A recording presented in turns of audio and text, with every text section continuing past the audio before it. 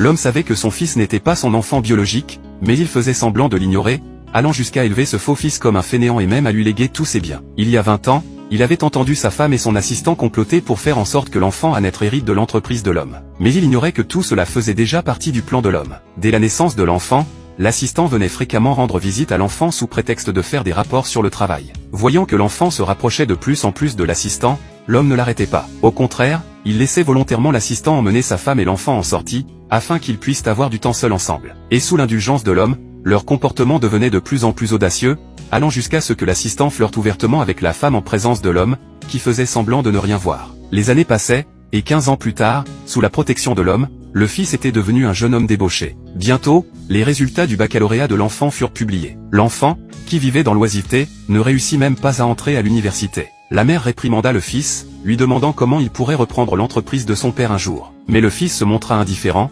répondant « Nous avons assez d'argent, on n'a qu'à acheter un diplôme ». Après avoir entendu cela, l'homme répondit « Ce n'est rien, envoyons-le à l'étranger pour se perfectionner. Lorsqu'il reviendra, il pourra directement prendre la tête de l'entreprise ». L'assistant et la femme, voyant que leur plan allait bientôt aboutir, étaient ravis. L'enfant fut rapidement envoyé à l'étranger. 4 ans plus tard, après avoir terminé ses études à l'étranger, l'enfant revint. L'homme, pressé, organisa une grande conférence de presse. Ce jour-là, les élites du monde des affaires se réunirent, tous attendant la cérémonie de transfert de l'entreprise. L'homme remit la présidence de l'entreprise à son fils, mais juste après avoir signé l'accord, la femme et l'amant ne purent plus dissimuler leur vrai visage. L'amant sortit un test de paternité, affirmant qu'il était le véritable père biologique de l'enfant. Tout le monde fut stupéfait, et l'homme fit semblant d'être choqué, regardant l'enfant, incapable de croire ce qu'il voyait. À ce moment-là, la femme lança le contrat de divorce devant l'homme. Tout le monde dans la salle était indigné. L'homme avait sacrifié tant de choses pour cet enfant, et voilà comment il était récompensé. Mais personne ne savait que tout cela faisait partie du plan minutieusement préparé par l'homme.